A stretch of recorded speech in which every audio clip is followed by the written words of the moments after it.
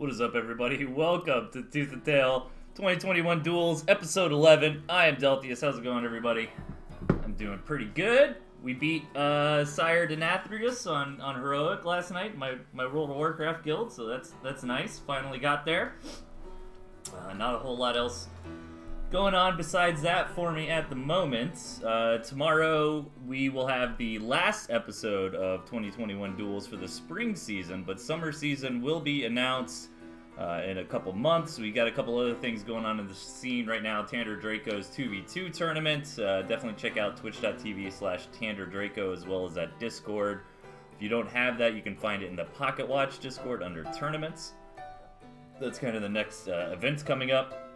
We've got TnT Championship Season 2 for 2021, which will happen eventually, soon TM. No announcements on that just quite yet. So a couple things coming up in the scene to be excited about, which is fun. So we are going to kick things off here today on Epicosity on Stage 4. We've got Lupus coming in with 2 lives left, and just as a reminder, the special rules for Stage 4 are deck size of 5, map size extra large, and you can only use Squirrels, Artillery, and Tier 3. So far we've seen Epicosity doing pretty well as the boss of the stage. Let's see if Lupus or Zen can manage to get through. And I guess without any further ado, let's hop right into it.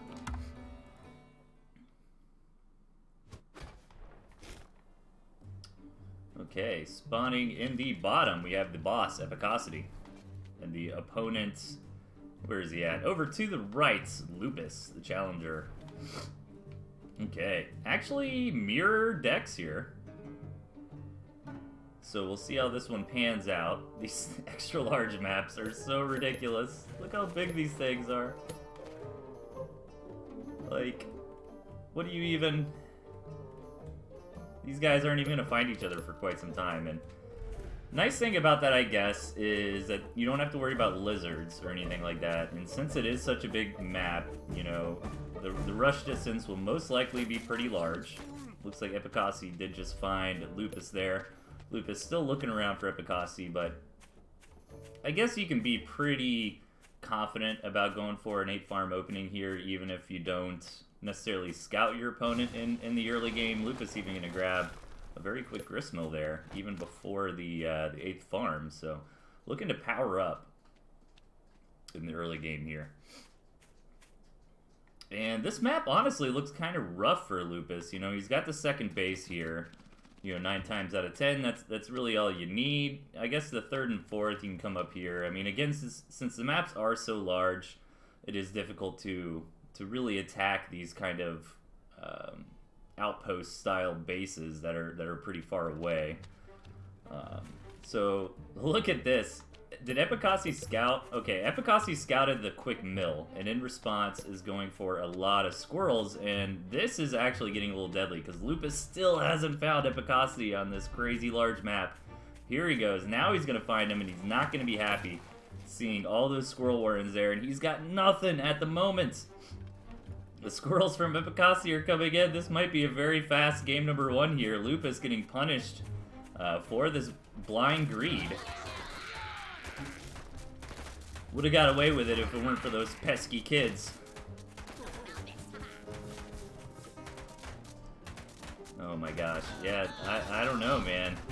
Hey, Epicosity probably will have enough to not just straight up die here, but is this too much damage? Now keep in mind, Epicosity hasn't expanded. Oh man, I don't think he's got enough. Lupus is just gonna get ran over here, getting punished for the greed. Which, you know, I don't hate it from Lupus, because if he got away with it, he would have been miles ahead in the early game.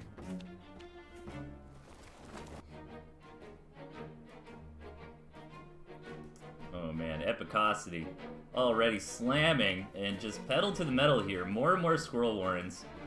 Epicosity knows that he's done, you know, hemorrhaging damage here. And he's just kind of waiting to finish this off. Lupus trying to stabilize, but just so far behind. man, here it comes. Epicasi even grabbing that mill. Might as well. And let's just watch this slaughter here before we head into the second map. Now, Lupus does have 2 lives, so he's not out just yet. Yeah, this is just a trampling here. There it is, GG. Epicasi with a quick game 1. Lupus getting a little bit unlucky with the map scouting there. Not finding Epicasi until it was too late, but at the same time, you know, very, very greedy opening, especially with no scouting information. And sometimes that happens. Alright. Let's see if Lupus can pull it back in match number 2 here. Spawning left-hand side, the boss. Just off of a nice squirrel victory. You got Epicasi in the bottom right-hand side, the challenger, Lupus. Okay, this time around, Lupus getting that direct scout, it looks like, right over to Epicasi's base. No, he turns. Okay, there it is. Okay. So this time around, Lupus will have the information in the early game. I wonder if we'll see the opposite here, like Epicasi not being able to find Lupus. Let's see. No, I do remember a player... Oh, man. Epicasi with the 4-farm double. Oh, this is a little bit risky. He's got to find Lupus right here, right now, and he does.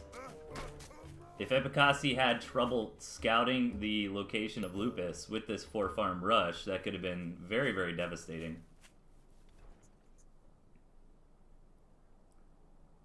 Oh, here they come. Hopping on over.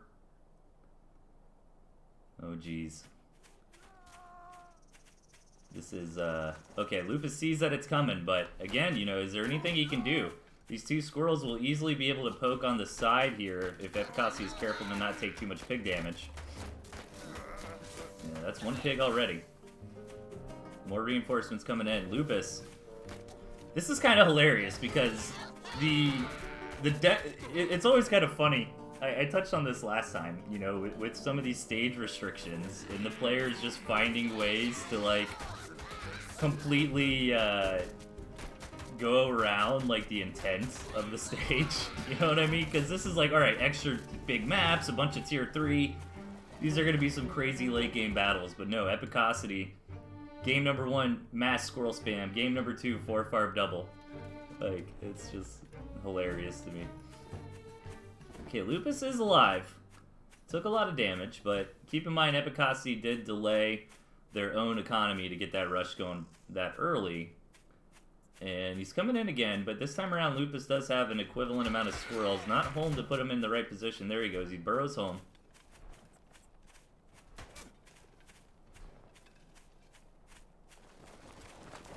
And yeah, Epicasi sees, okay, this time around Lupus is prepared. So he's going to have to take it back for now. And maybe we'll see some tier 3 units this game. Ooh, is Epicasi going to kind of expand into 12 o'clock? That is another advantage of these very, very large maps, is you can take these expansions, you know, where your opponent's not expecting them. Mostly just to hide information from the enemy, you know. I mean, to be fair, Epicasi doesn't really have a great natural anyways. I mean, this is the closest base. But it's always great when you keep your opponent guessing in Tooth and Tail, because Tooth and Tail is a very unique RTS in that it's all about the scouting information. You know, you can scout more in Tooth and Tail than you can in any other RTS, so really where the gameplay comes down is responding. It's all about just seeing what your opponent's doing and trying to adjust and answer that. So when you have a second base like this one that's difficult to scout, number 1, if you find it. Number 2, even if Lupus does know where it is, I mean, he's got to walk all the way over there to check how many farms are on it. So I like that kind of thing. So far, Lupus just spamming out squirrels. Oh, this is cool too. This is a big brain play from Epicasi, because now Lupus sees this mill and is like, okay, that's where Epicosity's second base is. And now Epicasi's hiding information in the form of Squirrel Warrens up here, but he could be throwing down farms here as well, and then if you're Lupus, you're going to come in and check this base for farms. So I like that a lot.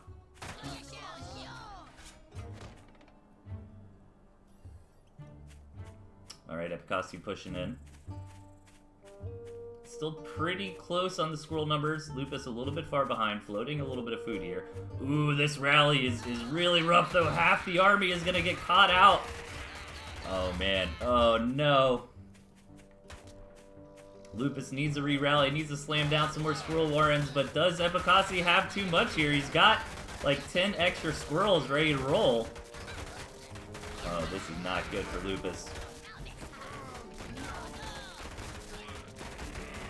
And I think we might see Lupus's tournament run coming to a close here. He is going to defend, but he took so much damage. Now, Lupus does have more farms and a pretty similar number of squirrels here. But now Epicasi's going to come home and power up. And again, I love this so much because you're Lupus, you come in here and you're like, oh, he's only got couple farms, but it's actually got more up there.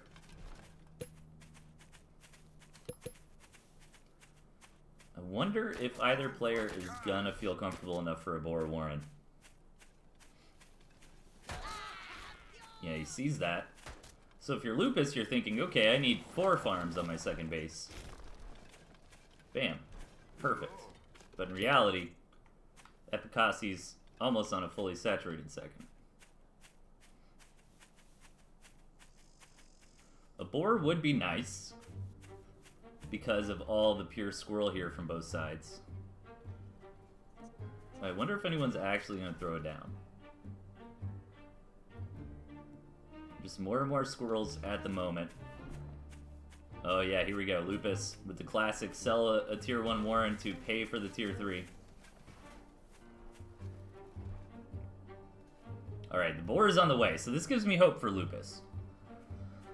Because the boar is going to be great against Mass Squirrel, which is what Epicasi's going for. Epicasi still does have that better economy, but the boar is one of those units that can kind of get over that. Ooh.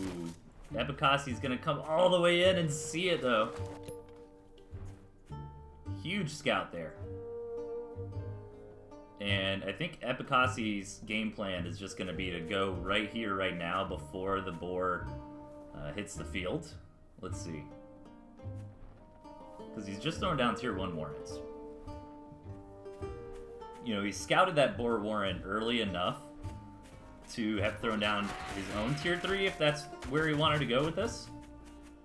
And the supply block makes it that much worse. I don't think Lupus is going to have the time, especially because right when this engagement starts, the money's not going to save up. It's just going to keep getting dumped into creating more and more squirrels.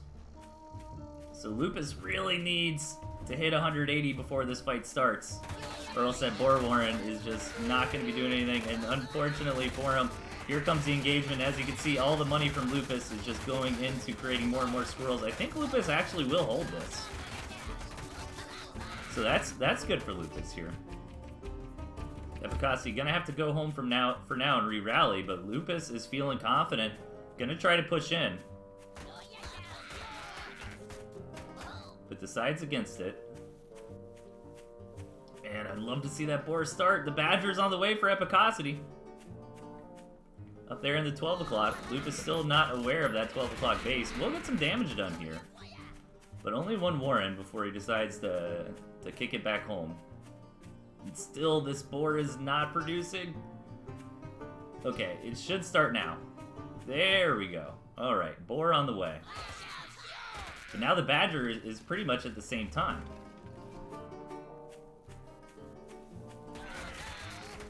Alright, Lupus pushing in. Epicasi with that hidden base. Much higher economy.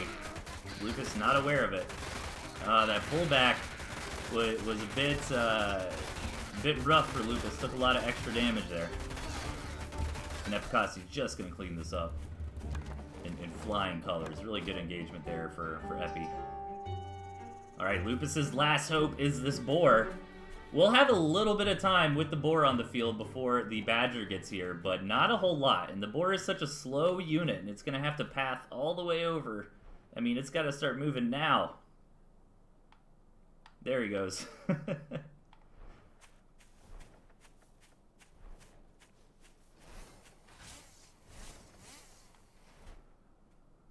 Oh, man. Wolf on the way for Epicasi as well. That Badger Wolf, a fun combo. Lupus not pushing out, though. And you can't really blame Lupus because, again, Lupus doesn't have complete information here. They're finally moving forward, but now the Badger is already out. Epicasi with a fully saturated third base. And this is Lupus's last hurrah here. We'll get some damage done, but there's basically like no assets here at the main base. And these kind of games are the worst too, because when you're in these situations, you're like scratching your head like, how does he have so much? I don't understand.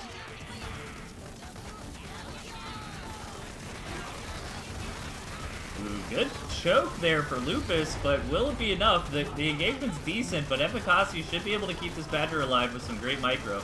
No pigeons to help it out, but there's not the overwhelming number of squirrels to just take it down. There's also no water on this map either to heal up those big, chunky tier 3 units. And again, if you're Lupus, you're like, okay, this isn't too bad, you know? 8 farms versus 8 farms. That engagement was okay. Did get a lot of squirrels, but lost the boar, which kind of stinks. But Epicasi in full power-up mode. 3 badgers and a boar on the way. And you'll slowly start seeing Epicasi like selling off squirrels, getting into more and more of these tier 3.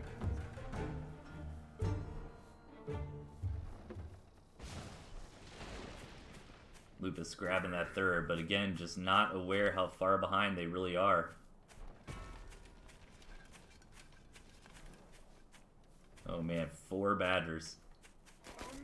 We'll do a little fast forwarding here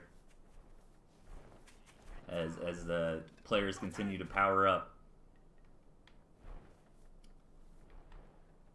Lupus looking for another tier 3, but just doesn't have the economy to support it. And I think this really just highlights the importance of scouting, you know?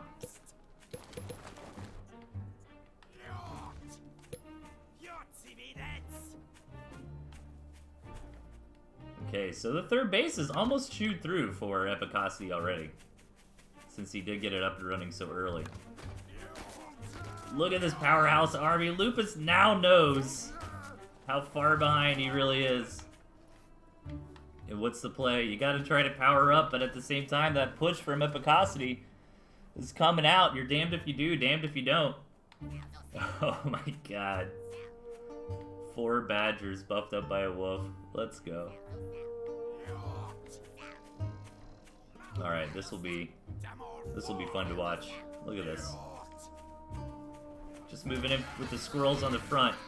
Looks like he wants to flank with all his chonky units.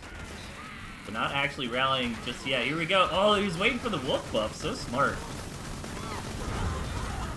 And just railing through here. So nice try from Lupus there, but unfortunately just did not have the information that they needed to really fight that correctly. And that will be the end of Lupus's run here. Epicasi being a boss, taking names. Okay, who do we got coming up next? We have Zen versus Epicasi. Zen is still on 4 lives. I do remember that because I've casted all of Zen's games so far in this event. Okay. Now, Zen is a pretty crafty player, but also somebody who likes to use a lot of flanks, a lot of lizards, toads, cams, that sort of thing. So, let's see how Zen can fare in this boss fight here.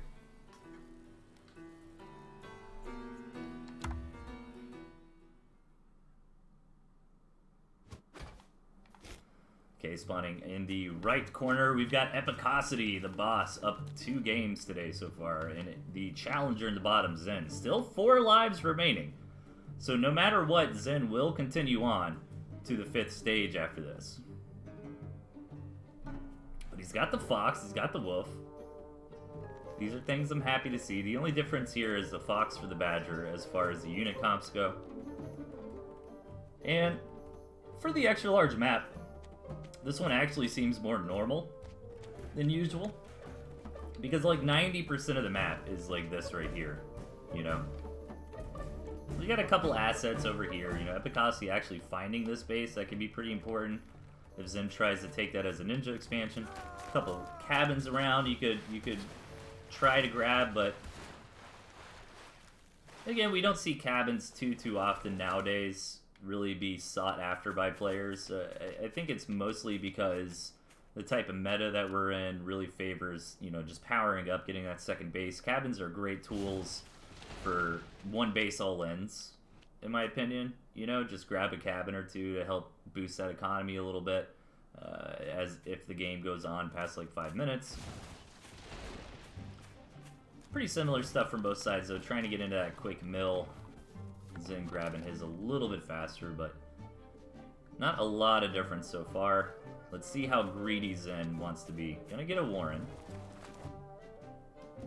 This is where things get really interesting, though, because it's kind of like a greed war. You notice Epicosity is trying to bait Zen into building farms by taking that mill, when in reality Epicosity is just railing down squirrels. But Zen does have 2 Warrens. I think should be able to hold this. Needs to get a couple more squirrels up and running, though. Yeah, there we go. Yeah, so far, I think this early game worked out a little bit better for Zen. Managed to get the farms up a bit faster, but the attack's not over just yet. Epicosity can still get something done here.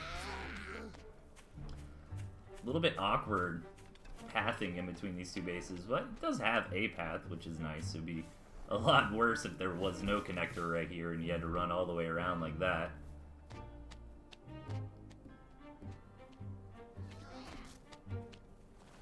Ooh, wow. Did Zen actually scout? Okay.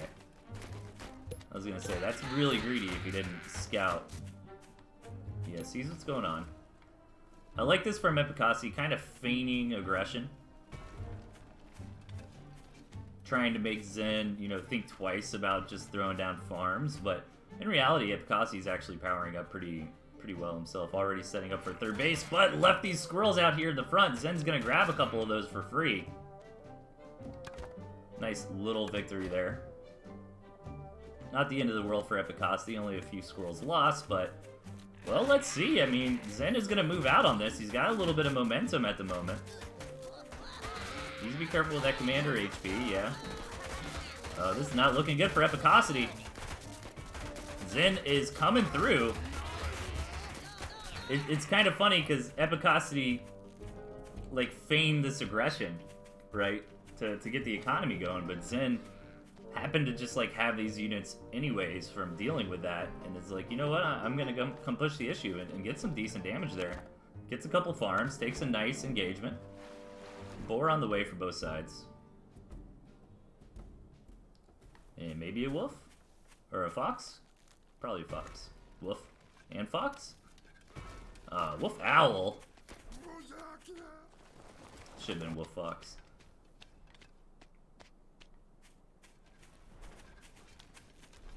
Okay, Zen gonna come check it out, see what's going on. So Zen actually being kind of greedy right now. Lots and lots of tier 3 on the way, but keep in mind, Zen does have the better economy. Does have just more stuff in general, since they did take a couple favorable trades earlier on. Nice thorough scout here from Zen. Oh, hasn't seen the tier 3 though. It was about to burrow home, but almost as if he heard me. I mean, he didn't. These are games from replays, but it was just really coincidental. Does find that Boar Warren, which is huge. And Epicosy hasn't seen any of the tier 3 from Zen just yet. But at this phase, you gotta know it's coming, you know? We kind of got through the early game. We're in the mid-game now.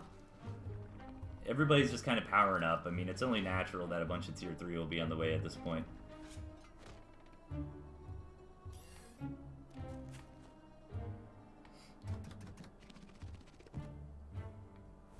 There's the fox. I wish you would have built the fox instead of the owl. The owl is going to be kind of that, like, stack up in the later game kind of unit. Double badger on the way, though, for Epicosy. So yeah, what Zen really needs are foxes here. The fox will do nicely against that badger.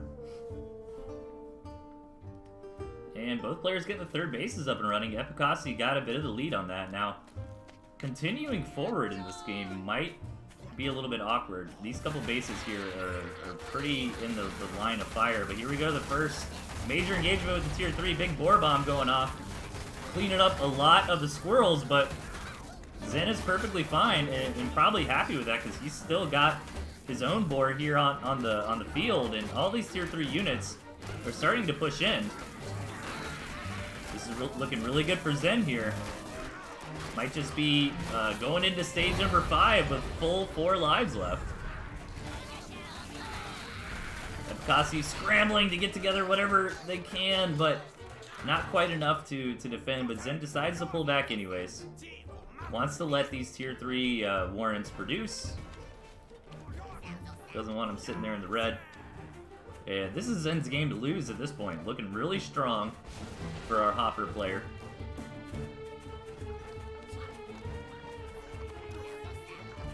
That Fox is on the way.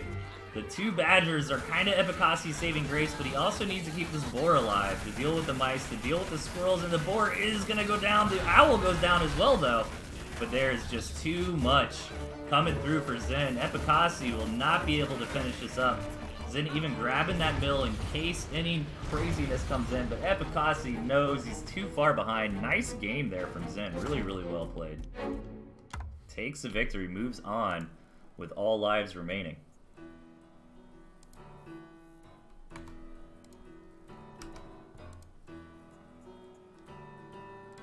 Nice.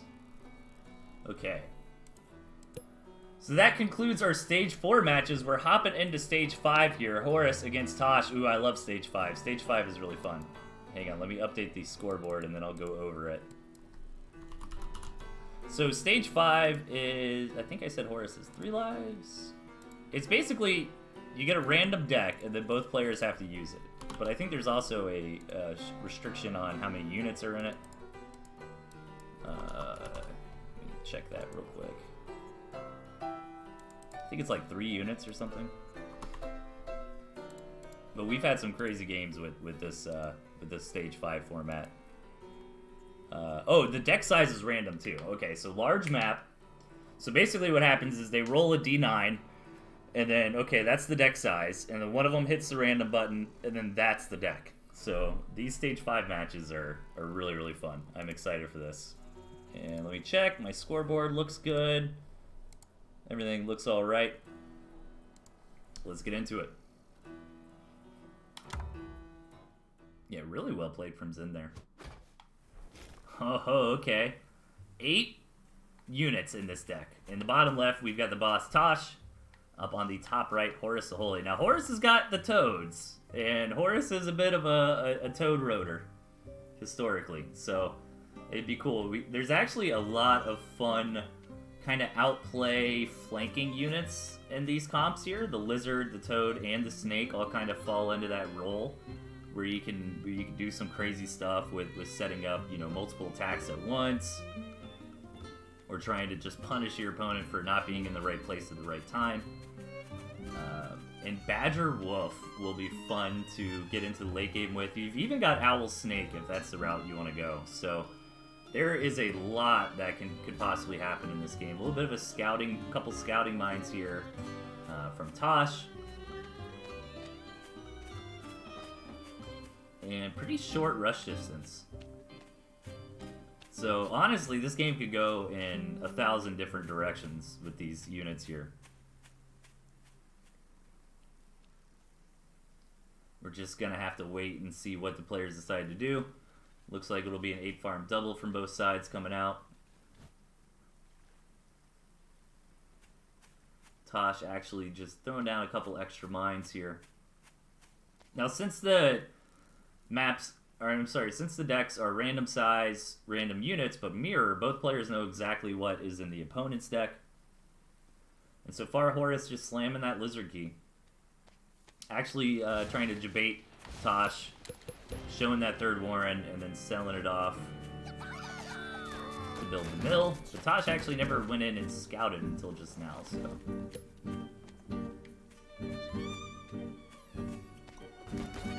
second base is on the way, but that doesn't necessarily mean a macro game. You could always build this mill just to kind of sell your opponent wrong information, like a red herring. We got to see how many farms are actually invested on these second bases.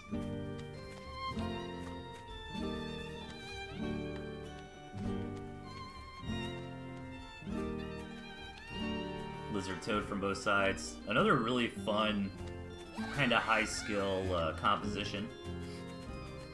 Playing Lizard Toad versus Lizard Toad.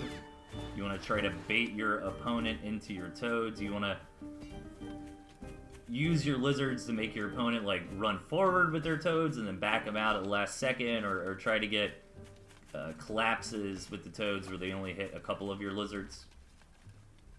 So Lizard Toad actually a really micro heavy comp. See Tosh getting into those snakes now. So everything just kind of building up. Oh, yep, this is what I expected out of Horus. Oh, no, well, wait. Okay, Tosh sees that Horus is doing something funky with the toads. Maybe just thought he was trying to hide how many toads he had, but I'm not sure if Horus was thinking about sneaking all the way around and trying to blow up a mill. Really risky, because that would take some time. Yep, Horus is going to go for it. Oh, man. This is what I live for. I love these amphibious toads now. Full speed in the water. A couple mines, but I don't think they're going to do the job. Tosh does not know. Oh, yes, here we go, ladies and gentlemen. One mine hits, but doesn't matter. Oh, baby. Beautiful. Now Tosh is going to immediately counterattack. No toads here, but they are spawning pretty quickly. Yeah, and Horus will be able to hold this off no problem. Oh man, that's exactly what I expected out of Horus, and I'm glad he delivered. I like the emergency turret here from Tosh, but now Tosh is in a rough spot. If there's any players that can come back from a situation like this, Tosh is definitely one of them. But Horus has so much momentum.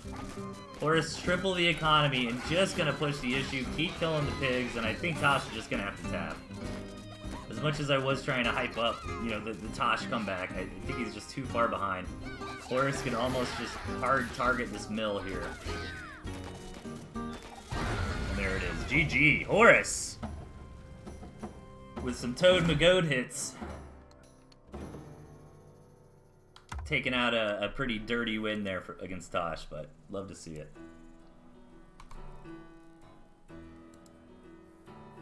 Okay. So let's see how Zen does against Tosh. Zen still at those 4 lives left. I want to see low units. I think that's what makes this really fun.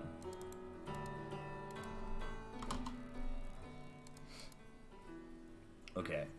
Like, what was that one? It was like Toad, Turret, Fox.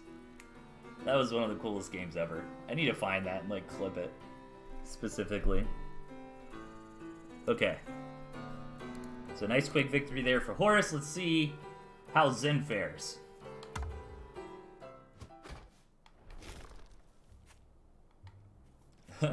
Combined Legendary and Degenerate. Degenerary? Legendarate? I don't know. That's a tough one. Yeah, this is what I'm talking about. This is the type of match I wanted to see. At the bottom right, we got Zen. And the opponent in the top left, Tosh. Toads and owls only. Okay. Legendary. So this is fun. Toad Owl is kind of interesting because it's like, we might see something like what happened previously with Horus just, you know, slamming in the mills with the toads. It's kind of what you want to do. We've seen a lot of these matches with Tosh where toads were kind of the primary unit in these RNG deck comps. And it kind of makes for some interesting games because you generally, it's weird. It's like the rules are reversed. Like, you want to run less amount of toads and do a higher amount of toads, right? And how you end up doing that is you can spread out your warrens, you can try to run around like wonky terrain doodads that'll split your units up a little bit. Tosh already with the secret base. Tosh even grabbing more mills. Tosh with 3 mills already and only 7 farms. I think Tosh is anticipating the whole run to toads and mills. Tosh just taking every mill on the map. What is happening? This is a big investment from Tosh here. 240 food into mills that aren't really doing anything right now. Could mess with the AI of the toads. You know, if Zen isn't holding down that attack rally key, and then the reinforcing toads just slam into this mill, like one by one. Okay, Owl already on the way. So Zen not wanting to play around with this toad stuff, but Tosh will scout the Owl with 1 HP left. So knows what's happening. But maybe this isn't going to be as fun as I initially hoped, because if the players just kind of shake hands and agree to put this into Owl, then it's just going to be Owl versus Owl. Which is really exciting. Right? But the toads could still play a role when the Owls start dominating. You don't really want the toads on the front lines because they are just going to trade so inefficiently against the free mice, but you still do want a group of like 12 toads to be your Metal Gear Solid toads, you know, to run around the map and try to slam into mills and stuff like that.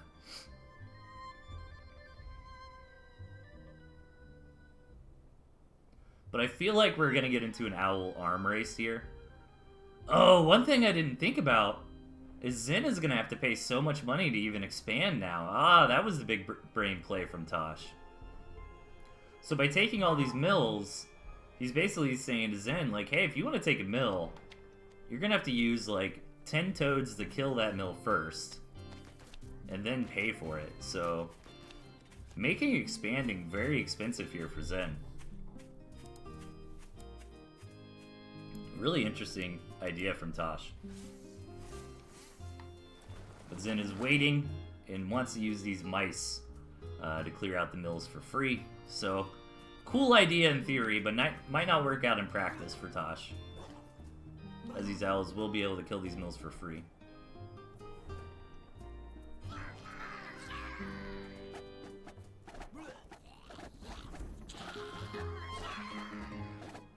Okay. I don't know, man. Toad Owl, such a weird match. Oh, Zen needs to run these mice into those toads. Tosh needs to back up a little bit.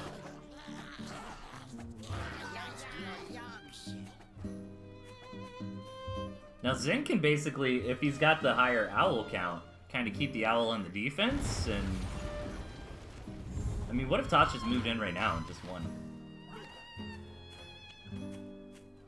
Zen's looking for that big hit on a saturated second base, but not really finding it yet.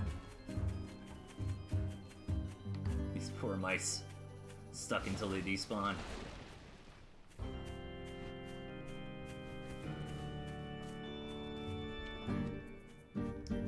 Alright, Zen's gonna move in and harass that base with the mice, should be able to knock it out.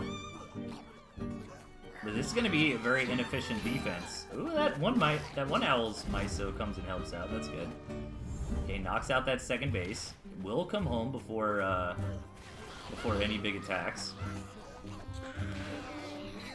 Oh, these couple rampaging mice might trigger some toads. Yeah, Zen needs to be careful because he's got so many toads here. Tosh uses those 8 toads to kill like 20. And nobody was really able to properly establish an expansion. Oh, good engagement for Zen. Is he just gonna run in? There it is! Oh my god, Tosh! Oh, that's like the worst feeling in a game. This just happened to him twice in a row. Fun for us. I think that's just gonna wrap it up. Zen on fire. Gonna get all the way to stage 6 without dropping a single map. By the looks of it here. Let's see if Tosh can make it happen. Still does have 2 Owls. But would have to sell a Warren to even grab... Well, he's got this base over here, but Zen's doing a good job of finding these mills and cleaning them up. Nice, another toad explosion here. And Tosh eliminated. Zen moving forward. undefeated in the tournament so far.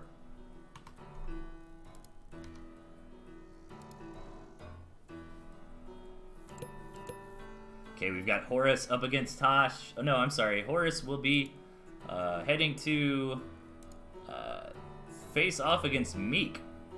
And the final boss must be beaten twice. Now, he's not really the final boss because their extra stage is Melvin. But maybe, like, if you beat Meek, like, you basically won the event, and then if you can beat Melvin, even better. So let me set up the scoreboard for this, and I'm gonna shoot it to like a 1-minute break. Let's see, Horus. Okay, cool. This is gonna be fun. Horus versus Meek.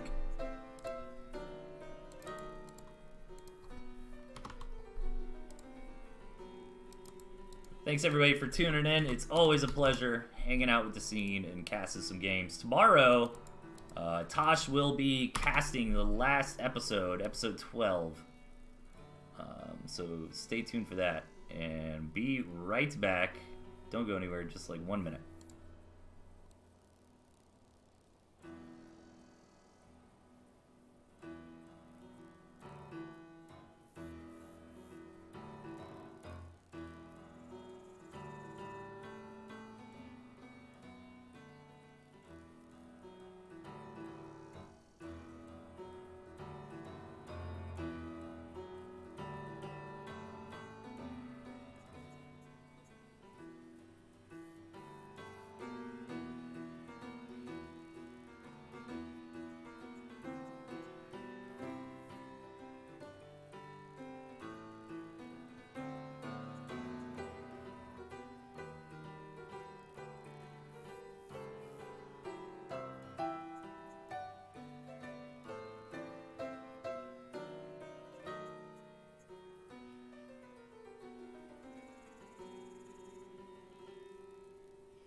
Alright, so I am back. And let's hop into this. So, stage 6. Final stage versus Meek. The final boss must be beaten twice. Cannot be skipped. Players cannot keep a same unit 2 games in a row. And the only tier 3 that's allowed is Badger. So those are the rules. And let's see how Horus can deal with this.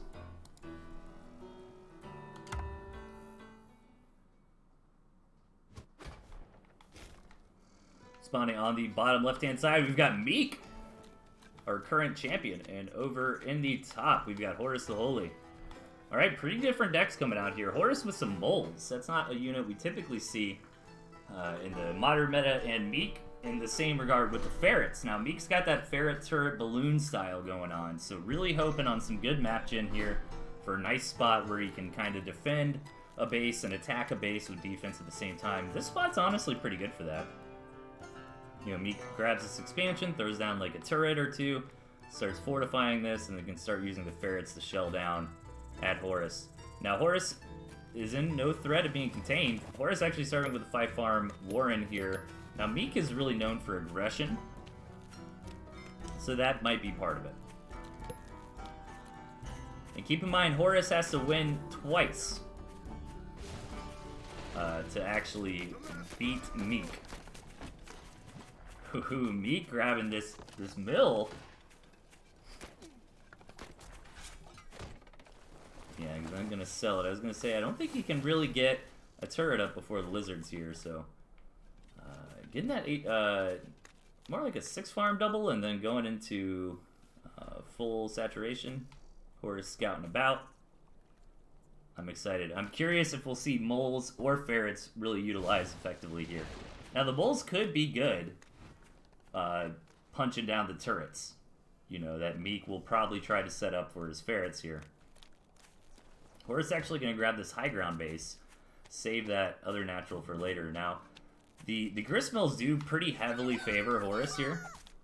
Look at this, Meek's just coming in to deny. And Horus, with a bit of delayed Warrens, will not have enough lizards to defend this. Gonna try to at least delay Meek, but this ends up just allowing Meek to grab a nice engagement there and take down the mill. And Horus just rolling down the lizards at the moment. Now, another thing to consider is the players can't use the same units twice in a row. So maybe that's why we see a little bit of wonky comps here. So they can save, like, their stronger decks for a later stage, later round. Meek looking for it. Trying to find it. It's got this nice usable high ground. Can't quite get a window just yet. Horus starting to get up to a respectable amount of lizards. Meek's going to have to back off. And Horus might try to go for a mill again. No, just going to look around. See that Meek is still running out with lizards, but Horus really needs to get back home. Or else Meek will be able to come in here and snipe off a Warren or something. But no, I guess Meek just a little bit worried that Horus's units are in position. But look at this, a couple sneaky bowls being placed down. Meek has no idea what's going to be the target for these moles. Maybe just coming in here and trying to hit these Warrens. Gonna let these moles basically saturate up. I think he's waiting for Meek to move the lizards. They're just gonna run in now. Cool play in theory, but not quite cost effective here. I think Horus tried to execute that a little bit too fast, but I don't really blame him, because if you wait too long for like the perfect moment when Meek's across the map not paying attention, you know, Meek might just find it by then. So Meek's coming in for the stranglehold here. Did establish that mill on the high ground. He's got the turret up. Horus does not want to engage this. Trying to get up to some skunks. He's going to have to lose that Warren. But now Meek can start building more turrets, can eventually get into a balloon. And if he really, really needs to, can always get into ferrets to just kind of seal the deal here.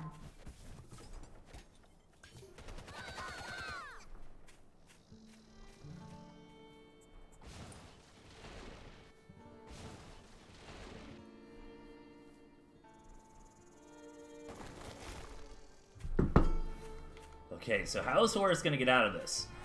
Contain has started, getting boxed in. We're almost at the 5-minute mark.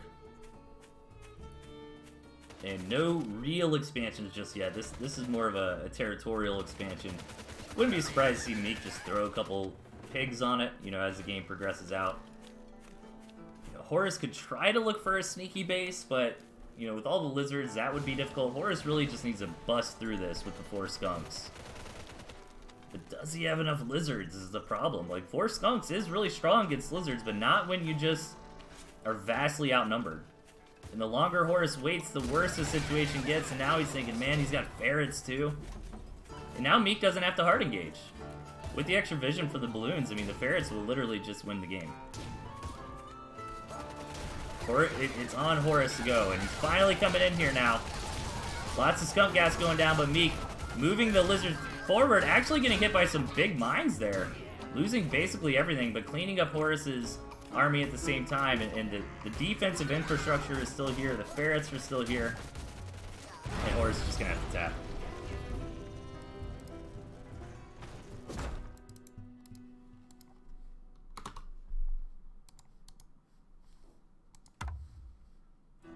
Okay.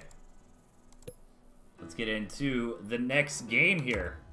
So basically, Meek has to win 3 matches, because Horus has 3 lives left, or Horus has to win 2. Whichever happens first. In the bottom, challenger Horus. In the top left, our champion, the boss, Meek. Okay, remember the only tier 3 you can use is Badger, and you can't use the same unit 2 games in a row. So it looks like the decks are following those rules here. And again, Meek known for that early aggression, so Horus needs to be on top of this scouting. Sometimes against players that you don't expect to rush you, you kind of find them, and then you can kind of slack on, like, scouting their base over and over, just in lieu of scouting the map, but not against a player like Meek. And Horus, knowing Meek's aggressive tendencies, actually just hangs out, confirms that those Warrens get thrown down. Gonna go with a bunch of wire here for the defense, and hope that wire can defend him as he just continues to power up and get to 8 farms. I don't know, man. 9 squirrels can probably wiggle their way around this. It's actually a pretty decent blocking, though, with like the ramps and the walls here, you know. Is this enough wire?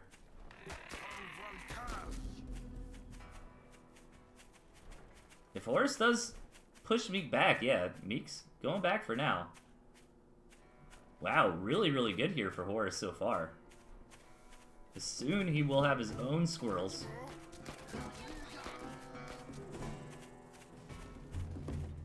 Yeah, this early game really favoring Horus. Meek needs to get some damage done. Right here, right now. He's getting up to this full 9 squirrels clustered up.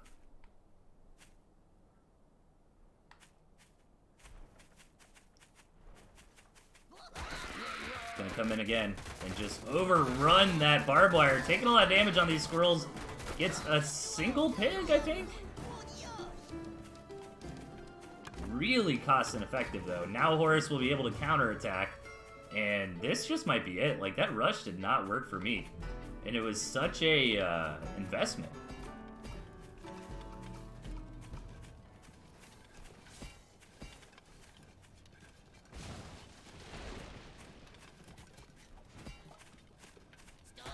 Horus just continuing to build up, though. More and more wire going down. Getting that second base. Not looking to end it right here, right now. Just knowing that they're very far ahead. And looking to propel that into the next stage of the game. Or now they're moving out with some squirrels here. Ooh, I love taking this mill. Start building some turrets. Kind of put the shoe on the other foot from last game. You know, contain Meek in there.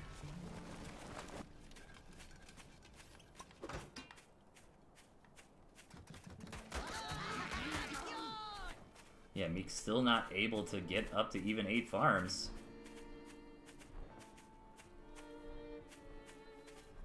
Horus just waiting. Meek is going to try to come in and contest this. I like Horus pulling back his squirrels just very slightly there. To get some Meek squirrels to shoot the mill and also just wait a split second for some more reinforcements. And yeah, Meek is just too far behind. Horus trying to be careful. This is an important match. But just really has enough to come in here and snowball this. Meek knows it. Taps out. Alright, that means Horus has just got to win one more here. And Horus has completed the 2021 Duels Spring Split. Not the bonus stage just yet. Let's see if Horus can do it. The scoreboard is a little bit off, but just remember that Horus needs one more match against Meek. And have completed the spring split without including the extra trades.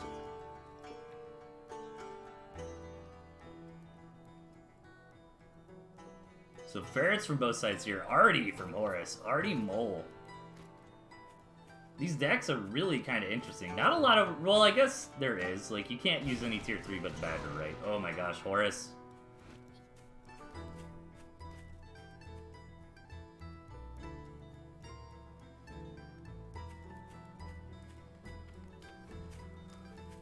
Okay, Horus grabbing this mill, wants to throw down a turret, probably. Oh!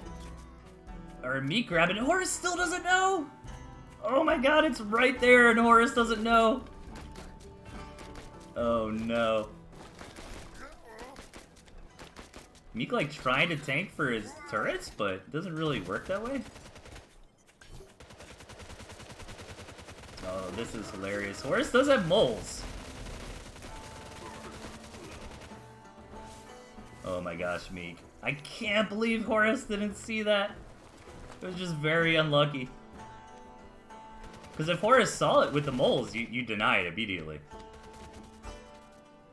That was one thing that Airlu made really popular when the new moles kind of first came out, was you couldn't just take a super greedy mill anymore, because then you could just do what Horus did here, build some moles and take it down. So Meek just packed up the turrets and left, but remember, Meek did kill 2 pigs with that and lost only a mill. Horus is not down and out, but a little bit of a bloody nose here. And building those moles are always rough because you don't get your money back from selling the Warren. I mean, you get some money back, but not your full refund.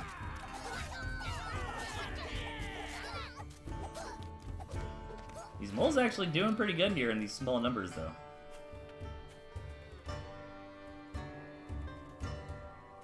And all these games super action-packed. Blizzard's moving in by me. Grab that mine before it finishes. Knows about this other mine.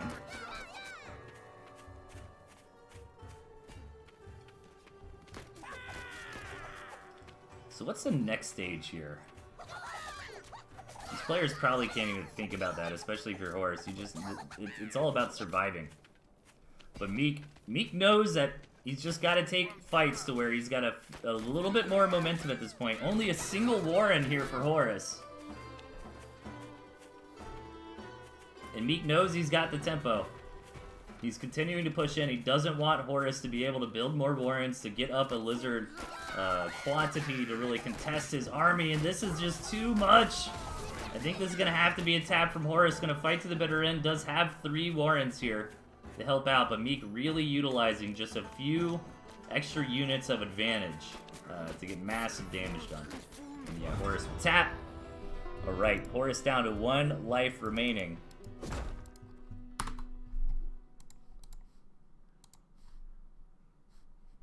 So let's see if Horus can make it happen here. Beat the final boss. Beat Meek, our current champion of Tooth and Tail.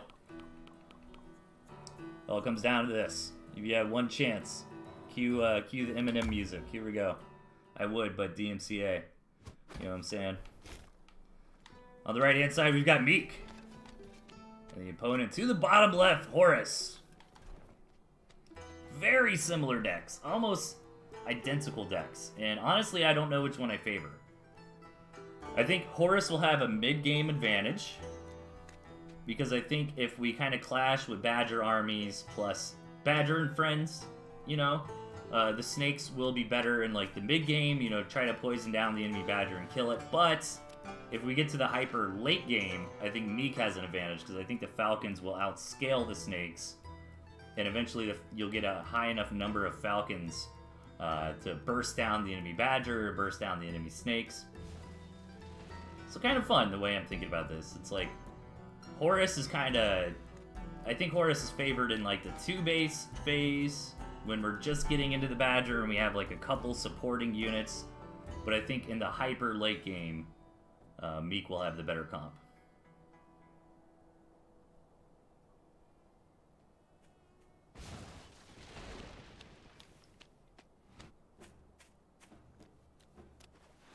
Let's see if we even get there. These games have been very, very action-packed so far. Will we even see a Badger hit the board?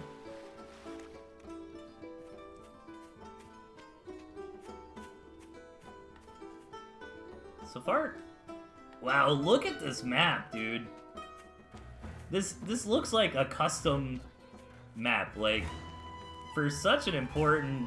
It's crazy how RNG works out sometimes in the universe, you know? Like, this is such an important game, and look how balanced this map is. 3 bases and a cabin for both sides. Like, come on. That is awesome. Yeah, there's this extra cabin down here, but who cares? Probably never gonna even be taken. It's so crazy how it works out like that. I see that pretty often, too, in, like, championship finals and stuff.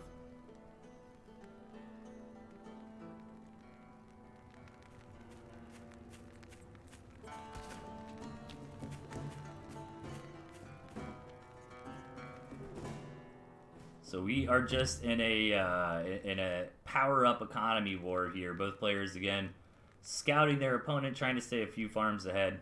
Horus going to fully saturate up here. Meek going for the quick Badger instead of a full 2-base saturation. So Horus sees that there's some farms missing compared to what he's thrown down. Doesn't do a thorough scout, though. Just assumes, I guess, it's in Tier 1 or Tier 2 at the moment.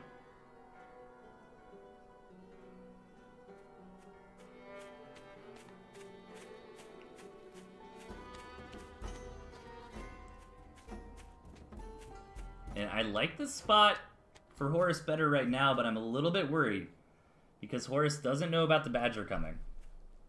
If Horus knows about the Badger, he's got the snakes. So you throw down a pair of snakes and they will get there in time to defend against the Badger. But still, he's got to know something's up. Sees a lot of Tier 1 Warrens, though. It might just think, okay, Meek is being really aggressive.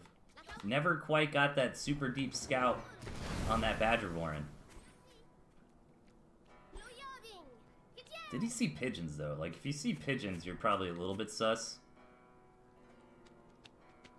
Horus's own Badger is on the way, but really needed Snakes, because this Badger will not be out in time against Meeks. You know, Meek is going to get that Badger up and then swing. He's got the perfect comp to help out his Badger. Lots of pigeons. Now he can just start throwing down more Tier 1. Not going to worry about Tier 2. Meek wants to push out. Again, Meek only on 2 base, half saturation here. So needs to get some damage done with this attack. Now Horus will see the Badger and not be happy. Does have some Snakes on the way, but they're a little bit too late. His own Badger is not blocked. But can Horus defend? It's all going to come down to this attack right here. Meek's got to push in and basically win the game with this. Those Toads getting kited around pretty effectively, and Meek just mowing through the army. Meek winning the game, it looks like, based on just Horus never seeing that Badger. But wait, the Snake is here. But plenty of pigeons to heal against this poison. Oh, if Horus can hold on a little bit longer, his Badger will be out, but will he have taken too much damage by that point? Meek crushing through. And Meek will say, I don't think so, nerd. Nobody beats the champ.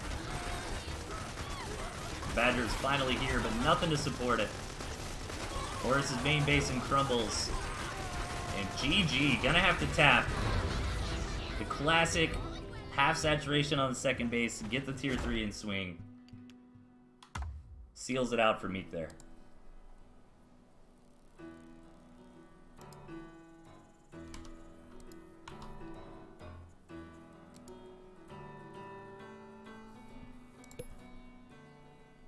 But we have a couple more challengers against the champ here. We got Kerpa coming up next. Kerpa has 2 lives left. Here we go.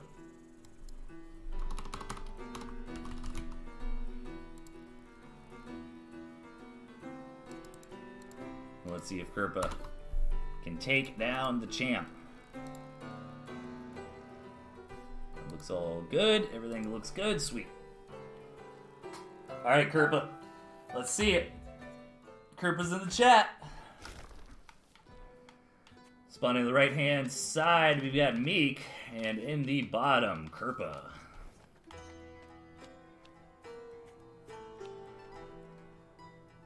Squirrel, Toad, Skunk, Snake from both sides here. Meek with that Tier 2 Bruiser deck, saving the Badger for the next round. Kerpa bringing out the Badger in game number 1.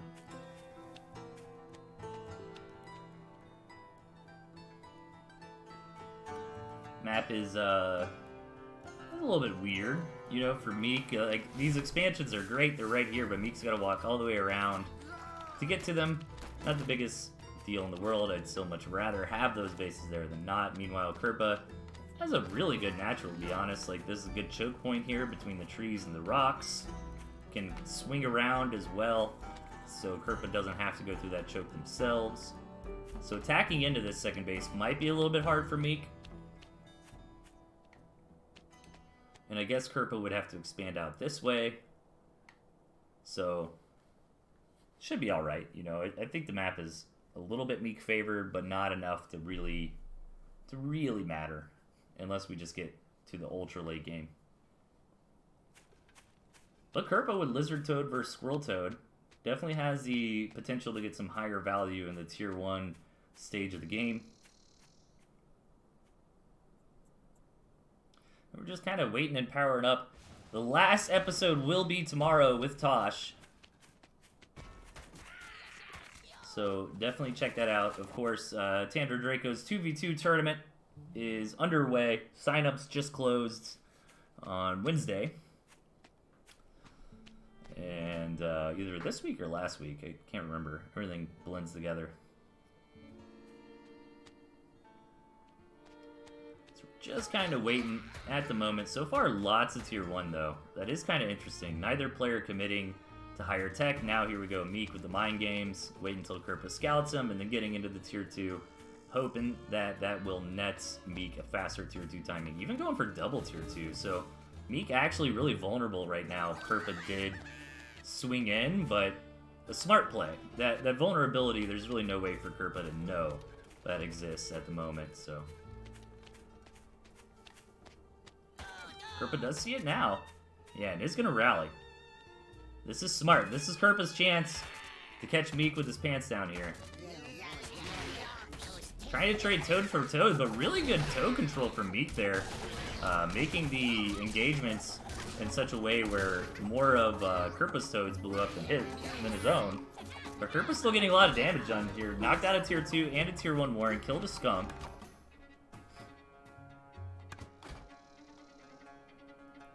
Meanwhile, Meek getting into cams. Cam's quite nice in this tier 1 phase and in lower numbers.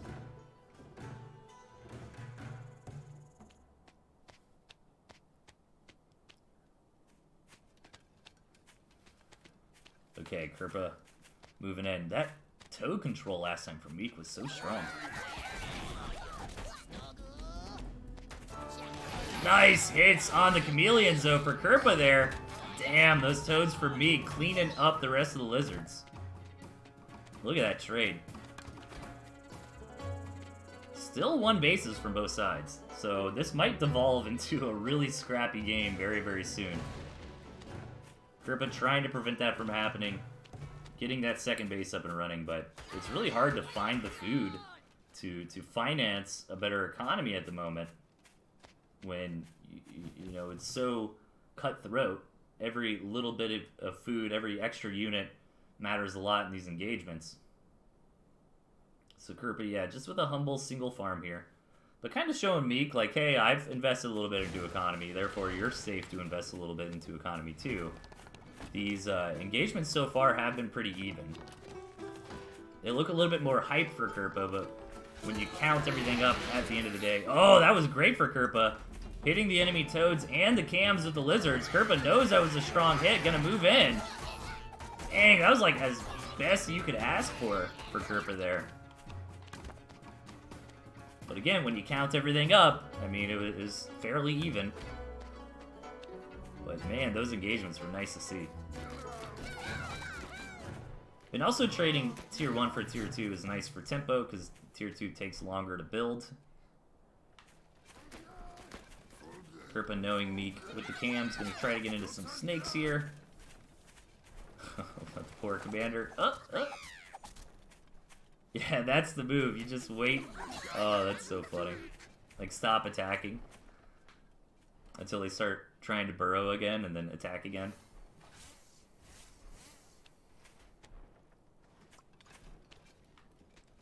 Alright, Meek trying to get aggressive here. Kerpa moving out with the Toads first and foremost.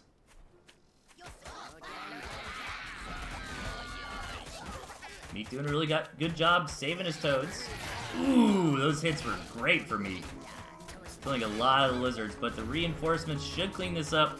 Meek will get a couple Warrens, though, for his troubles here. Oh, if he gets that snake, it's huge. Cannot let this snake die. Meek wants it so bad. Oh, that cam! Revealing! That's dead cam. That was 3 stacks of poison. That was huge for Kerpa. Alright, but Kerpa lost a lot of Warrens there. Keep that in mind. And Meek is starting to get a slightly better economy. Just ditches the cams. I think that's very smart. He knows Kerpa's got snakes. Snakes are not that great against tier 1. That's kind of their weakness. Kerpa will start poking down that mill. Meek moving in. Trying to get these snakes. Oh, the Toad hits. Kind of trade pound for pound. Good hit there for Meek. Only the snakes left for Kerpa. But is Meek actually going to have enough to just end this game? Gonna start knocking out these pigs, and I don't think Kerpa can reinforce. That cam switch was very, very smart. Just getting rid of the tier 2. Recognizing how scrappy the game was. Just trying to build whatever they could, and Kerpa will have to tap. Dang, that was close, man. I thought you were gonna have it. Really good play there from Kerpa, but Meek is our current champion, so to take him down, you're gonna need supreme play. Let's see if Kerpa can get that supreme. And wait a second, this is not the right game. Did I press the right button? Stage 6 Kerpa 2.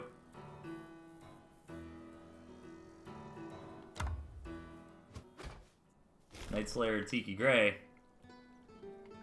This isn't Kerpa and Meek. Uh-oh. Kerpa, give me your game too. Tiki Gray popping in out of nowhere. It's like a WWE match. And then, oh my god, it's Tiki Gray with a chair. Try game 3? Okay.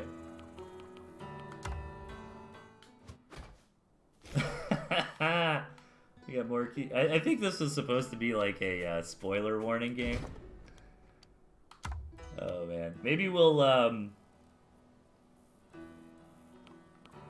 tell you what, gentlemen will probably agree with me. Maybe get that sorted out and finish the match tomorrow.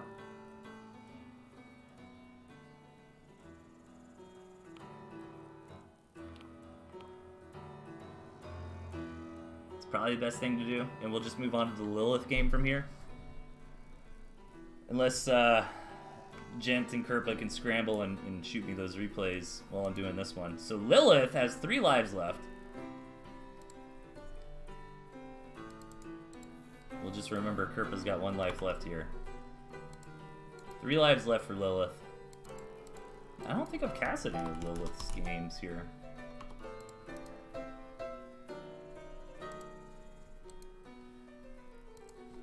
Game 3 was another Night Slayer Tiki Epicosty. So we're just going to move on to Lilith versus Meek. Lilith with 3 lives remaining. Let's get into it. And if Gent or Kerpa can get me the right replays while we're doing this, then we can cast that after. Yeah, Lilith is at the final stage here. Spawning in the bottom left, we've got Lilith. And over on the right-hand side, we've got Meek.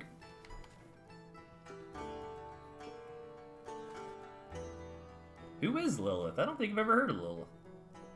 It's a hard name for me to say, Lilith. Try saying that 5 times fast. Meek with this Ferret deck in game number 1.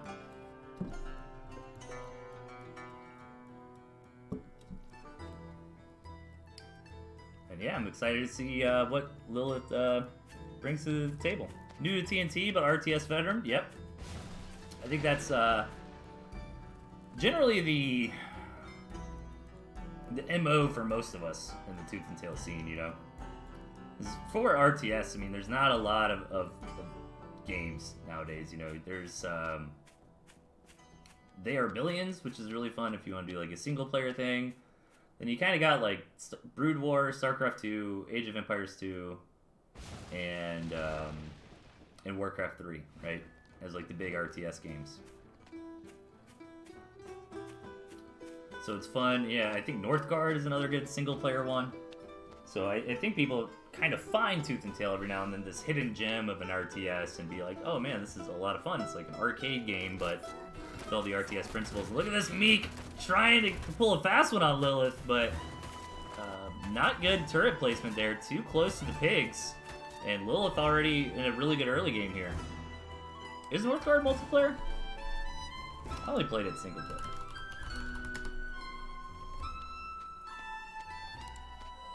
I thought it was okay. I don't think I gave it enough of a chance. It was a little bit slow for me. I'm not big into slow RTS games. Well, maybe one of these days I'll play the single player again. Yeah, 30-minute matches and stuff like that. I started getting into Age of Empires 2, and that was pretty fun, but it's just so time-consuming, man. Getting past the early game and I don't know. I could see the merit. Like, it is a fun one, but I just prefer faster.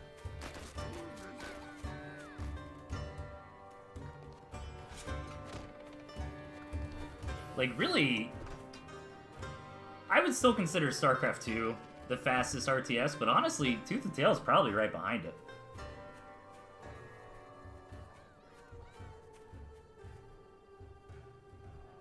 I think on average, Tooth and Tail has faster matches, but a lot of Tooth and Tail matches go to like 10 minutes or so. And by that time in a StarCraft 2 match, you know, you're 100, 150 supply, that kind of thing, so you're pretty far into the game as well. Meek looking to get something done, but Lilith holding out. So far, I like this a lot from Lilith. You know, nice defensive posture, getting the second base farms up and running, getting some tier 2, getting more complexity to the army. He's got the Toads, you know, to eventually start sprinkling in once they recognize Meek is just really staying on the Lizards. Oh, there is a path here, Meek. Oh, wait, but Lilith gets home in time. There's a couple cams already in position here. Lilith playing so well. Wow, very impressive. That was bad for Meek.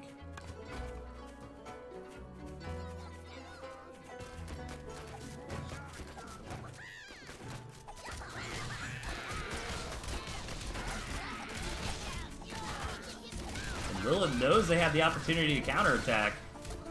Gonna push in.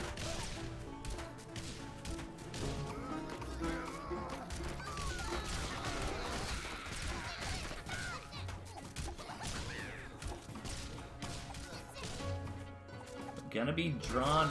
Oh, I'm losing that extra squirrel. Nice pickup there from me. So good damage there on the counterattack from Lilith. Smart pullback. Would have been better for Lilith if they could have kept their skunks alive there. Don't quite seal the deal, but deal a lot of damage coming in for the Cam Flake. Meek with the secret base, though. Lilith probably thinking like they're much further ahead than they actually are.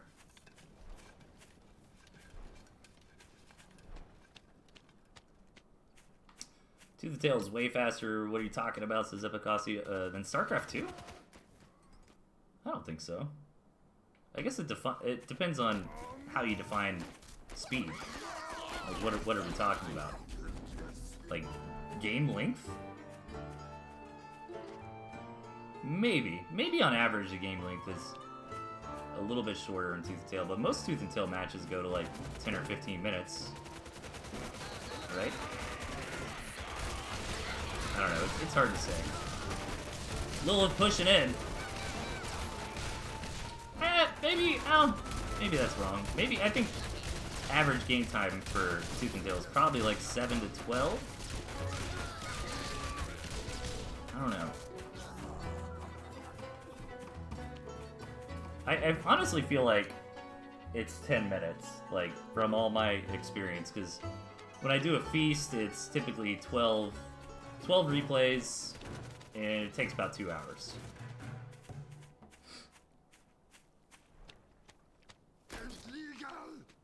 So I think the average game length for Tooth and Tail is 10 minutes, but if you're going just on game length, then sure. But I feel like StarCraft 2 is a faster game. That's kind of a weird point to be trying to make, I guess. Alright, Lilith getting the main base knocked out from Meek. Now, again, Lilith probably thinks they're about to win here. No idea about this hidden base for Meek. And Meek's kind of starting to put together the right comp to deal with this. Getting the snakes out. Oh, if the snake dies, that's huge. That's one dead snake. Trying to get the skunk.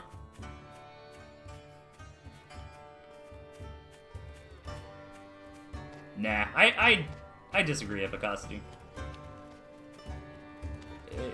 The average length is longer than 5 to 10, I think. I'm pretty sure. Not by a lot, though. I would say more like 7 to 12. That's kind of cutting hairs, though. Or I guess the average game length of StarCraft 2 is like 10 to 20. Lilith pushing in even further here.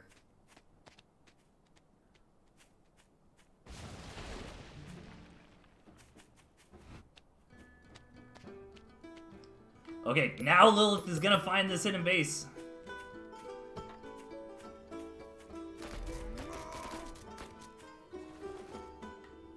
Finally gets it. Finally sees what's going on. How can Lilith harass this? I guess you could bring some cams over through that little chute through the back, but maybe Lilith isn't really worried about harassing that. Just knows they just need to take a big engagement and kill the enemy Warrens.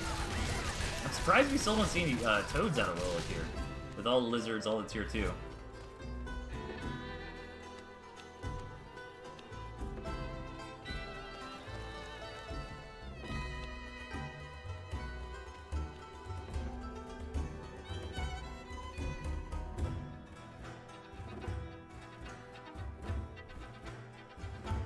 Yeah, I'd say that. I think I'm beating a dead horse now, but I still feel like StarCraft 2 is a faster RTS as far as the pace of the game and the speed of the control when compared to Tooth and Tail.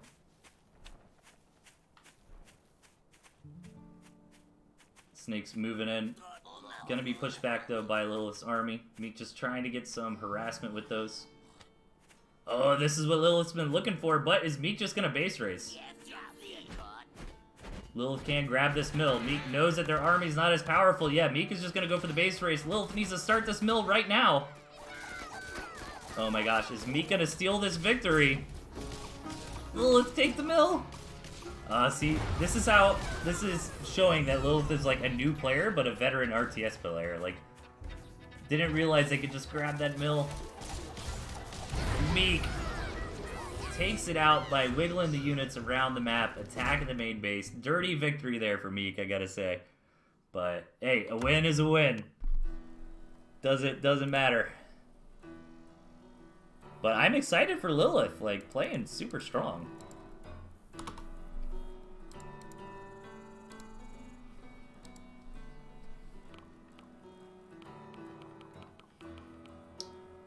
Okay. Let's get into match number 2 here. Spawning at the very top, we've got Meek, the boss, and over on the right-hand side, we've got Lilith.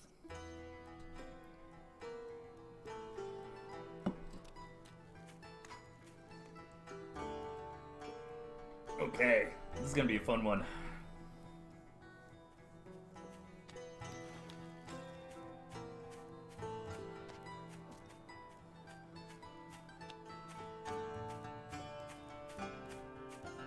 Well, at high-level StarCraft 2, how do you put it? StarCraft 2 has a really high skill floor, right? When we talk about having to play fast to play it. But you kind of hit that top end of speed around, like, Diamond level, which Diamond level is actually lower than it sounds as far as how good you are. Like, a Master level player is essentially moving just as fast as a Pro.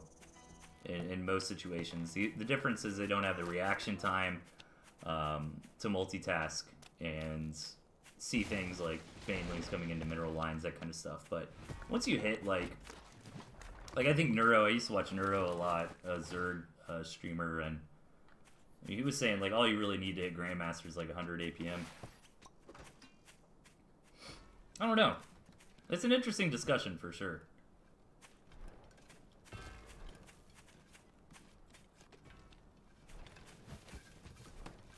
But if you actually compare, like, I watch a lot of StarCraft 2. I watch StarCraft 2, like, every day.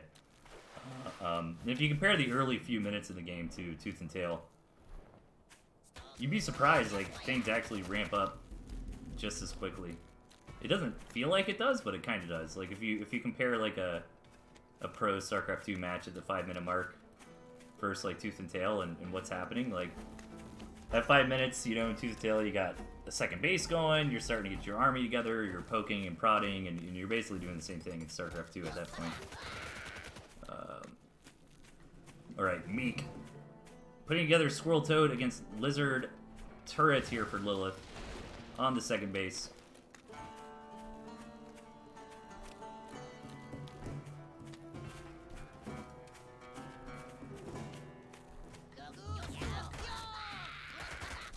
I think the big difference to me, and I think for a lot of players who are interested in RTS, is that Tooth and Tail is really fun because it doesn't require a constant level of practice. Like, I don't have a lot of time now that I'm an older nerd.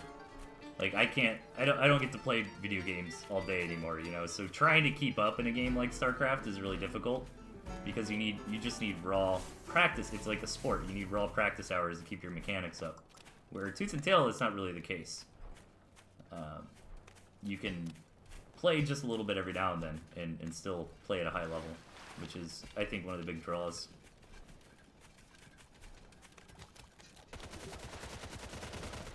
Okay, Lilith playing turret defense here. Got the better economy out of this, starting to contain Meek in. Now, Meek isn't fully contained, can still move around this way, still has access to plenty of bases. But what's Lilith's next step? Oh, Lilith is just straight up pile style here. Only defense, so the next step is balloon artillery.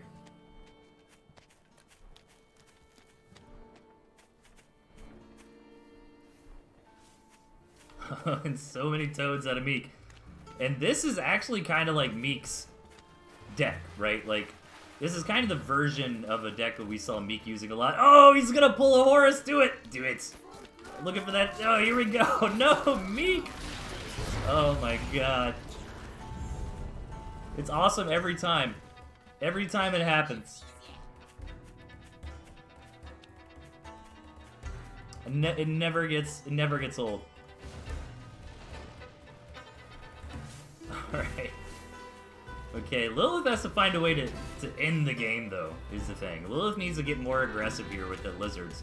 Doesn't quite have the number of lizards that they really need. And the good news is Meek hasn't really expanded yet. So yeah, that was brutal for Lilith. Losing the main. But still pretty... Well, oh my gosh, Meek. You gotta be kidding me. Hey, this is the strat, you know, walk around the defenses, trying to find a hole to punch through and get to this middle with all the toads. Meek's gotta go for it! Oh my god. Dude, that's what makes a champion right there.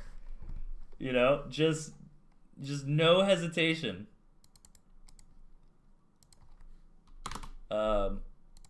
Just getting in there and getting the job done, man. That's another really big thing, and then like high level Tooth and Tail that really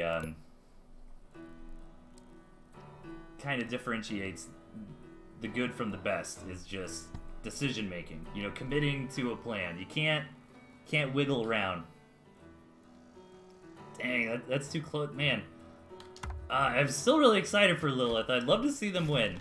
They need 2 maps at this point. So Meek in the top left with the defensive deck, and Lilith in the bottom left needing 2 wins in a row. Now this is the chance for Lilith to do it. Meek is rolling the dice with this one. Meek has the pile style deck this time around, Lizard plus all defense, but with the Ferret in there as well. Now this kind of deck is risky. It's very map dependent. You can find ways to wiggle around the big defensive investments like we saw Meek do in the previous game. And Lilith has a nice, straight-up pounding deck. You know, this is just a mid-game bruiser, beat-em-up kind of style. But Lilith, okay, this is something I want to highlight, because this is a mistake a lot of people make, and sometimes you can get away with it. It's greedy. So Lilith found Meek earlier on, and just kind of assumed Meek would go up to 8 farms. Didn't do that follow-up scout. Instead, Lilith started figuring out where things were on the map. So this made Lilith's response to the 4-farm double from Meek a lot worse, and Meek is in a good situation to just win this game. That's why that follow-up scout is so important. And it's really cool to see Lilith as like a newer player to the scene, but very experienced, very strong player. You know, not quite understand little subtleties like that yet. And against most opponents, wow, actually cleaning that up really nicely there. Squirrels on defense are very good in these situations, so Meek not able to turn that rush into a win. I think Lilith is perfectly fine here. Yeah, Meek's actually panicking a little bit, throwing down some turrets.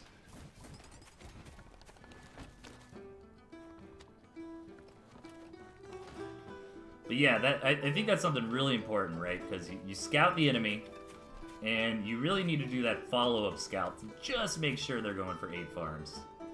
I've lost plenty of games like that, and especially against somebody like Meek, who's known to do these aggressive things. But a little bit of miscontrol there from Meek, and Lilith is in a great spot. Ooh, Lilith trying to be sneaky. Double cam coming out. Alright, now, this is a decent defensive position for Meek. But how does Meek turn this into an offensive position is the question. Like, Meek can hunker down behind all the defense, get to 3 bases, but doesn't have that icing on the cake unit. I guess Mass Lizard, you know. Oh, this is it, though. Meek is grabbing this mill over to the side, and is probably going to sneakily build some defense over there. But then use this as, like, the real attack point, you know, to apply pressure.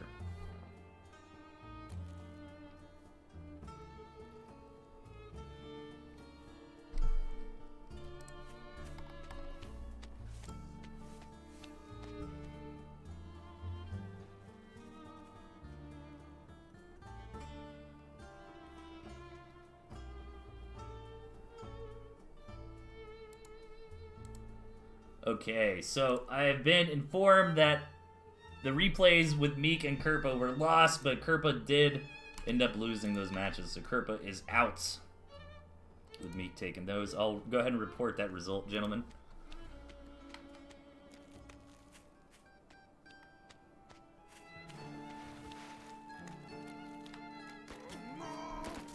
Alright, Meek finding an avenue here to come on in with some lizards. Getting a lot of damage done here. And gonna go for some more. Just gonna commit to losing all these lizards and getting a ton of damage on. Look at that. 4, 5, 6 farms. Out.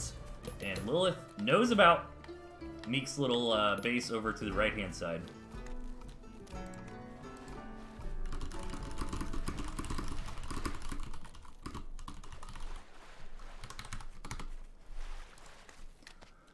And Lilith trying to attack, but Meek running around to the side with the lizards. Getting more and more damage done. This is not looking good for Lilith. And this is the power of the lizards and any kind of wonky type of comp. You know, like you can always just rely on the lizards here to get the job done. Man, every time Lilith leaves home to take a look at what's going on, Meek is at the base, knocking on the front door with a bunch of lizards. These 4 cams will push him back, but grabbed another pig there. Now, keep in mind, Meek's economy is actually really bad. If Lilith can weather the storm, there is some comeback potential here. Lilith has a better army comp, a better deck, I should say, for the potential for a better army comp. And yeah, Meek seems to be investing more at home.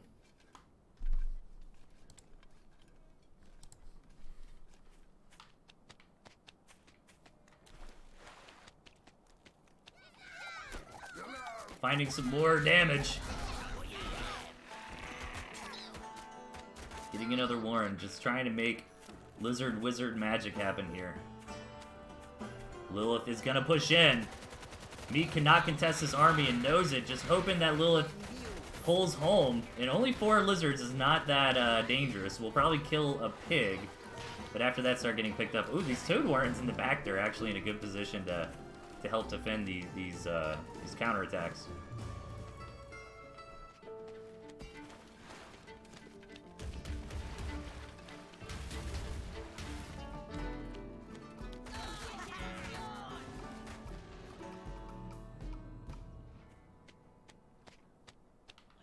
Nice, using the cams there. Okay, so Lilith has stabilized here. Needs to find a way to break into the main. And Toads are not bad at that. Slam a bunch of Toads into this. Maybe that'll work. Lilith does get through for the scout. Okay. And sees that they're doing alright. Meek doesn't have a crazy amount left. No units here for Meek. Not a single Warren in sight. Lilith's starting to power up. It'd be awesome to see a comeback here from Lilith and get into the final match. I think this is looking good. The economy is starting to skyrocket, but Meek feeling quite safe. I think Lilith is over-respecting this defense. I think they just need to slam in there. Like, move the Toads in like this. Hit the arty. Clean it up. Get it going. If Lilith gives Meek too much time, Meek could pull ahead in economy.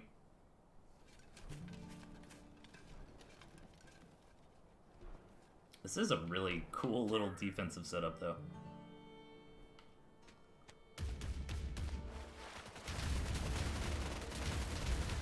Okay, good scout from Lilith. Gonna see me shooting up in that eco.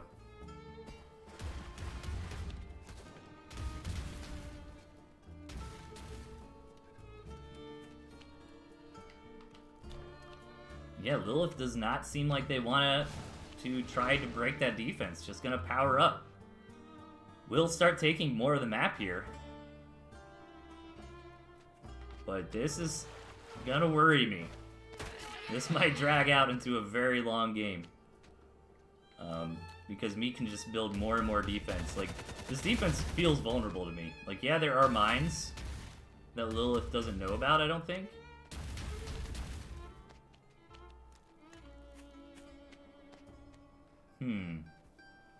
Yeah, here come all the lizards.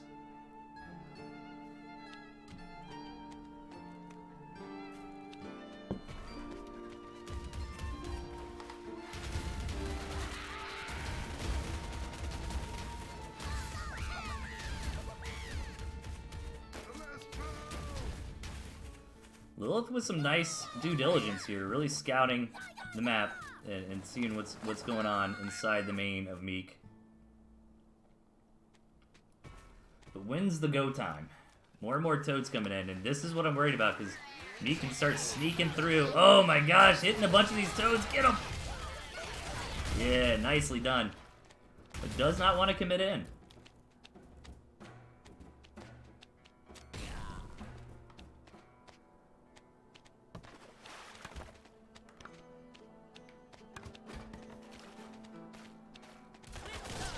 I mean, I think just Cam Toad are the big winners here, right?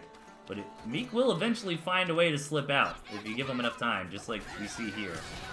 And now he's going to start rampaging. And Meek does have a really strong economy, and with all that defense, you know, not really worried about a counterattack. Lilith is already kind of presented. They're not comfortable trying to crack into that defense just yet.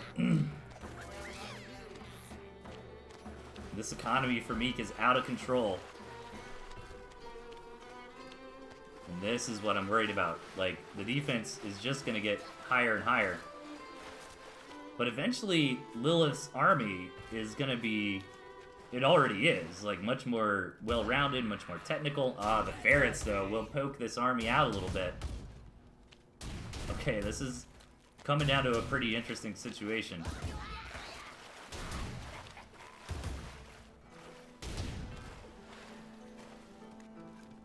Now I feel like that window to ram through is kind of closed. You know, more artillery on the way, more balloons on the way. And Lilith has a hell of an army, but slipping behind in economy.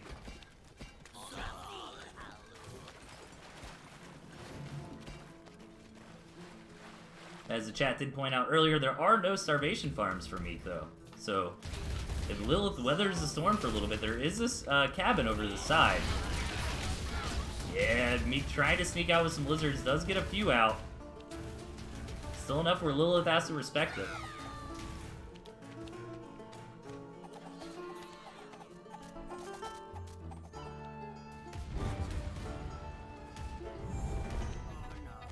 This is such a weird situation.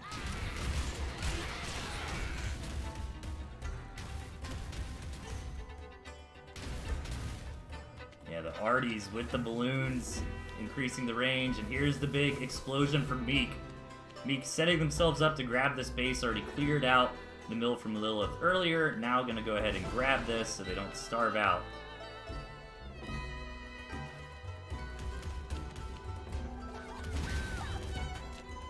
Still slipping through with more and more lizards. Lilith is pulled back, just mainly defending the important bases at this point.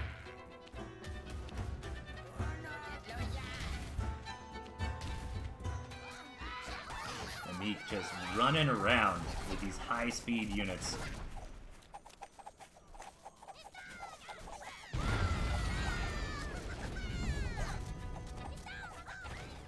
And Lilith is basically just going to have to give up all the assets over here in the bottom left. Yeah, I think the window for Lilith closed on this game, unfortunately. When there was like 2 turrets, a balloon, and Artie here, I think Lilith just over-respected that. I think they could have crashed in and defeated Meek, but now Meek has got the better economy. The army for Meek is getting out of control. Now this is a position where you are just not going to break that. And Meek was able to wiggle out and grab another base, so really the way that Lilith can win this game is taking out that 9 o'clock base, but has to be very careful on how they approach doing that, because if they move out with too many units, then Meek will just counterattack and win. Even grabbing all those juicy falcons there.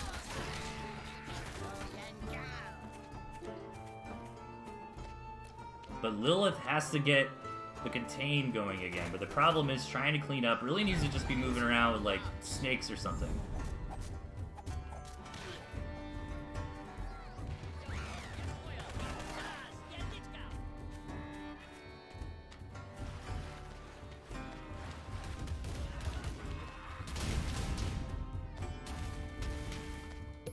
Lilith not gonna be happy. Seeing that Meek was able to get that earlier.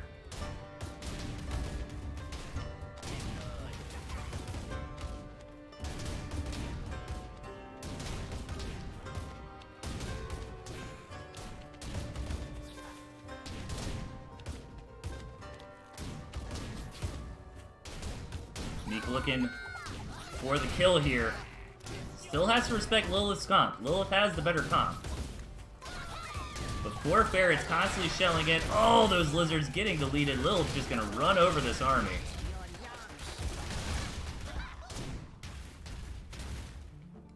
Yeah, I think Lilith just needs to take the snakes over or something and grab this mill.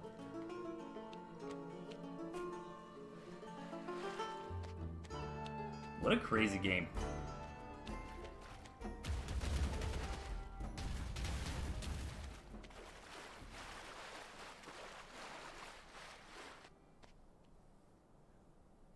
Like, I'm not even... Meek will eventually win this if Meek is allowed to keep this base, is what I feel like. I think Lilith has to kind of walk the tightrope here of defending their assets over on the right-hand side and clearing out these extra mills. Because, look at this, Meek has nothing left in the main base. If Lilith can knock out that mill, then Meek is starving. And Meek immediately going to respond to these snakes, trying to catch them with the lizards. Oh, looks like they will get caught. The rest of Lilith's army not quite rallying in position fast enough there to defend the snaky boys.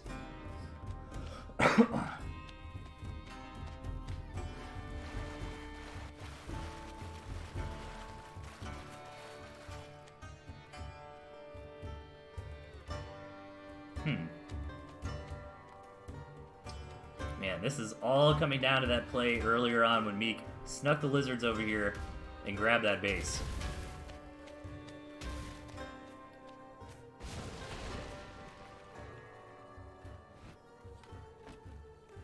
Here comes Meek again. Looking for some action.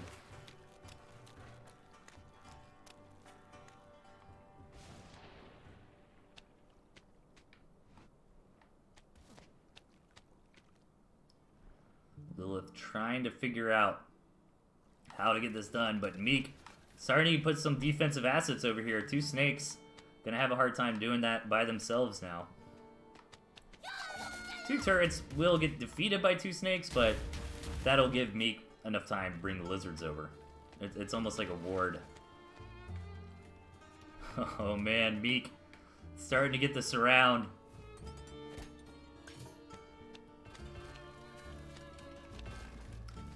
Might fast forward a little bit here as Meek, the giant python, just creating the stranglehold here. Yeah, I think Lilith had the chance to get in earlier and then not really respecting the concept of Meek grabbing this base enough. Very close, like Lilith totally could have won this. Playing very strongly for a new player.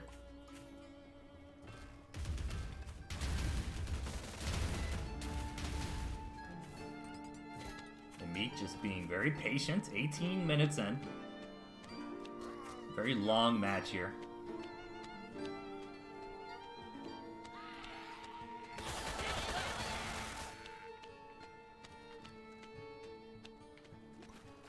So Meek has now pushed Lilith onto these back two bases. Meek, not with much of an economy, but lots of assets. Can kind of pick and choose and sell things as needed. Like probably come over here, sell these turrets, turn them into farms. I'm just going to keep that one turret there.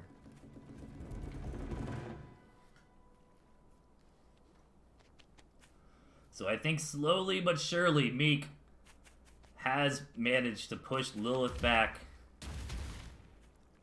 and will eventually take this game. I mean, Meek will also get to the point where Lilith no longer has the army to contest the Mass Lizards.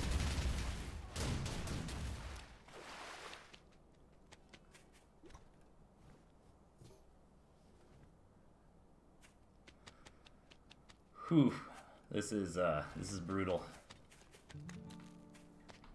And now the damage starts coming in. Meek can just fire with the ferrets, retreat back to the defense.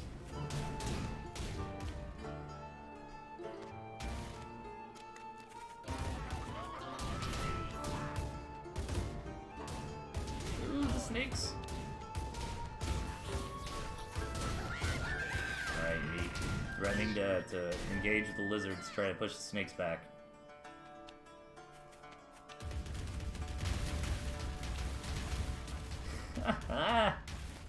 We don't see these kind of heavy defense games very often, but they always lead to some pretty crazy matches.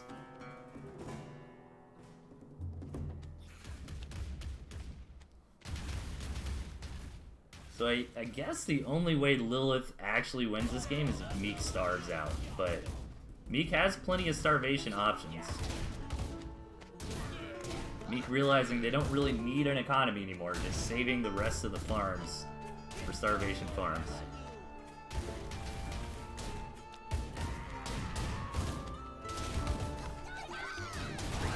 Oh, these Toadheads can be big. Knocks out about a third of the lizards, really damages the rest, but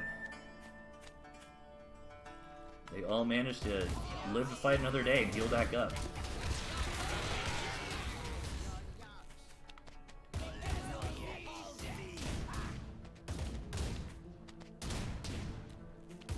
Love this quadruple ferret kind of harassment.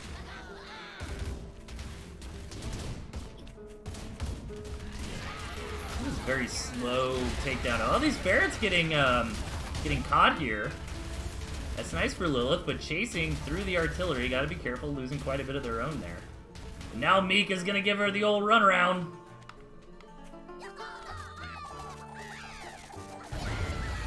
The main is exposed for the lizards. Meek coming in for the killing blow here. Trying to take out all of the remaining structures and get the checkmate, and I think that's going to be it. These lizards will take this mill down fast enough, so some really cool matches. 22-minute game there for Meek, but takes it down in the end. And ladies and gentlemen, that is it for today. Tune in tomorrow around the same time for the final episode. I'm not sure exactly. I need to talk to Tosh, see what's going on about that. But it will be tomorrow around the same time. And that is about it for me today, ladies and gentlemen. It's always a lot of fun hanging out. And we will see you all next time. And we'll see you tomorrow at the finals, really. The last episode. So take care, everybody.